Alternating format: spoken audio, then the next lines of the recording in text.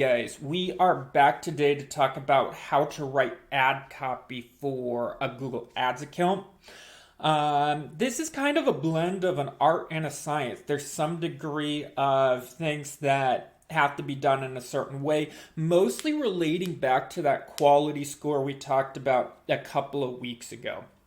So really, we write copy to try to maximize that quality score, which if you remember, expected click-through rate and relevancy are kind of the big things. The landing page also comes into play for the quality score, but for the ad, it's expected click-through rate and it's relevance. So relevance is pretty easy for us to think about, right? If we are searching a term like this, I'm actually doing a Google search build right now for a trading investment tool. And so if you search something like this, best trading tools, how relevant is the ad to that term?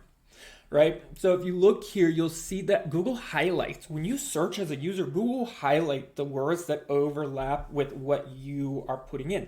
So I would not actually think that either of these ads are all that relevant, right? Some say trading, some say tools. This does say trading tool. For the most part, I would put it in the headline. I would even, if I could get away with it in terms of compliance, say best trading tool in my headline so that when Google just shows it, my whole headline one is highlighted. I've talked about this before, I think in that quality score video, but it is human psychology that when your language, your exact word choice is repeated back to you, response rate goes up. Right? This is true for waitresses who read back somebody's order exactly as they said it to her, not how the menu says it or anything else. Tips go up. By a huge percentage, tips go up when she does that. And it's the same thing for us here. When we use the exact language of our customers, the relevancy goes way up and click-through rate goes way up, right? The response to those ads also goes up quite a bit when you are regurgitating that language exactly as someone is searching. So what I do in the Google Ads account, I go to the search terms report, right? Not the keywords, but the search terms to see what the customers are actually searching for. If you have a campaign that's been running for some time, you'll have that data. You can see what exact word choice are people using, and then I incorporate that word choice into my ad so that A, it's relevant for those queries, your quality score should go up, and B, you're using people's exact terms, that should improve your click-through rate.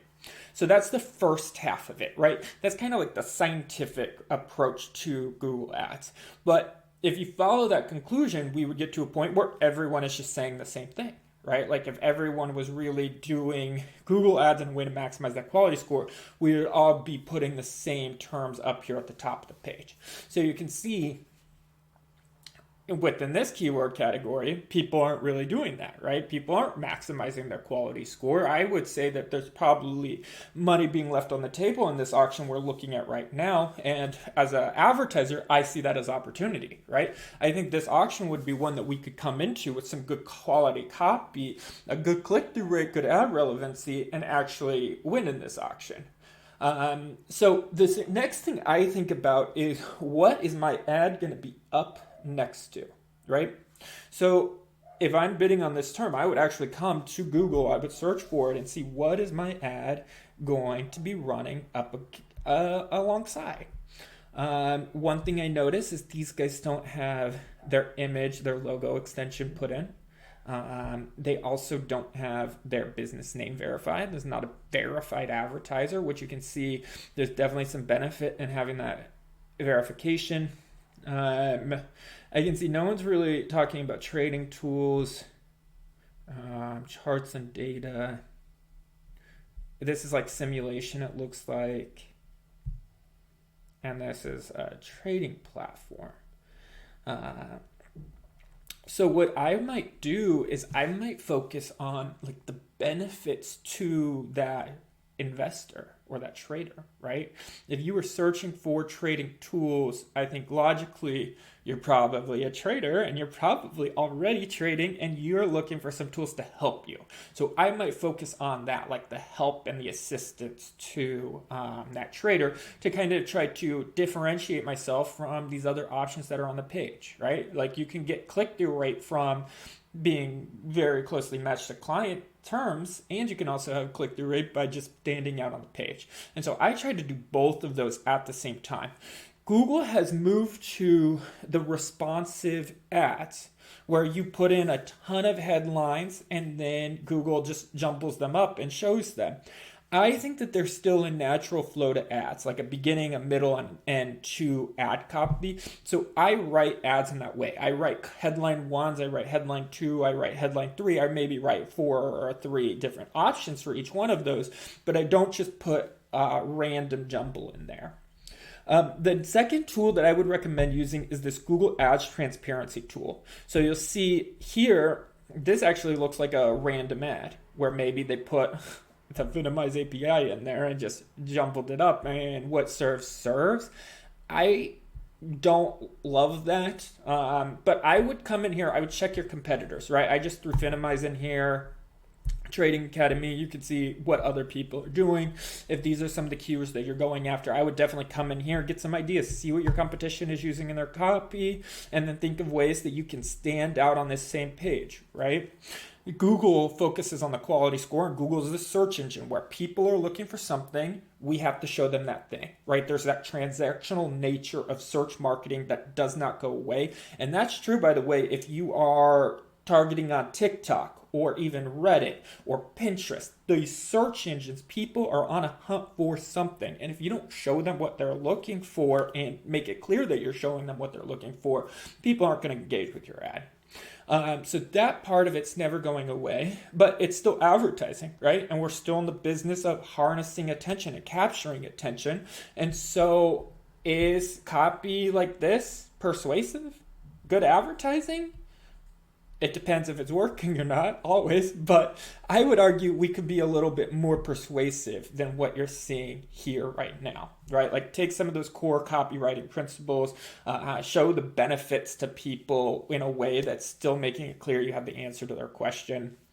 I was looking at this on a different industry recently, but I think there's like some good examples of what I consider to be just the like jumbled up ads. So let's look at this domain quickly.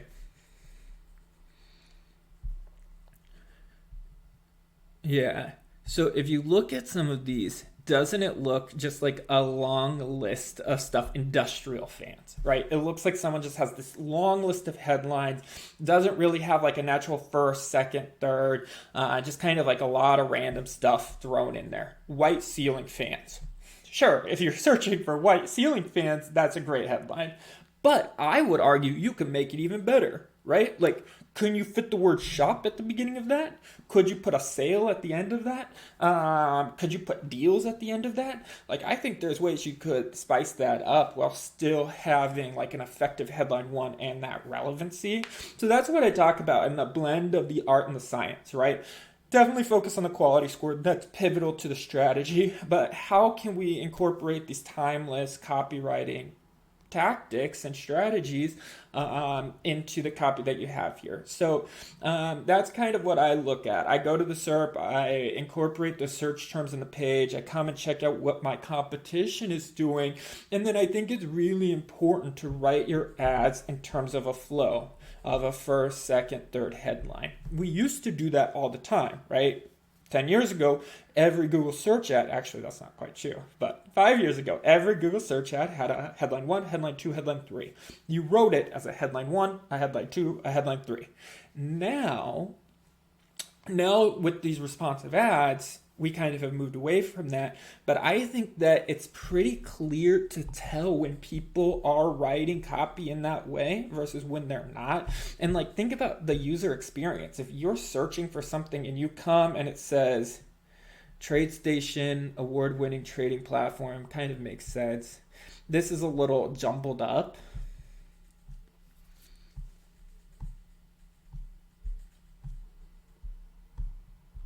Let's look at a different one.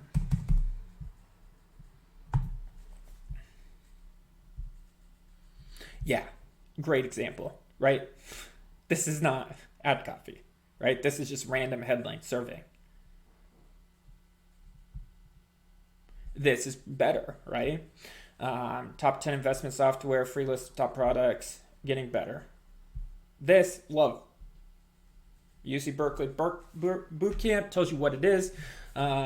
If we had modeled it a little bit more after the keyword, it's not as relevant, but in terms of copy flow, this is a lot better, right? Let's go back to that home improvement side.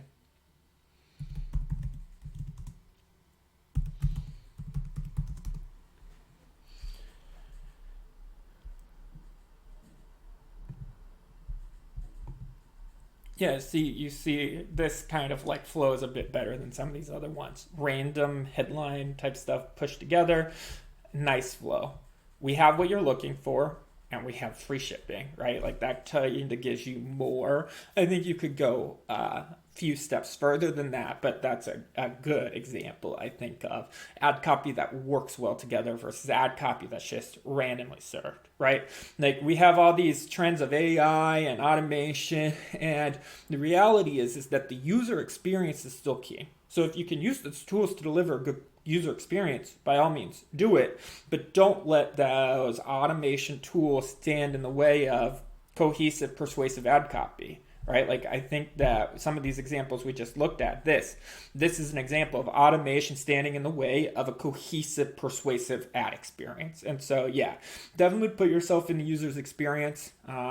Write copy as if you're writing it to yourself, researching whatever the keyword is. Take a look at what your competitors are doing, and then blend those two things in terms of giving people what they're looking for and standing out and capturing attention. Hope that's helpful. If you have any questions or comments, feel free to comment on here or shoot me an email.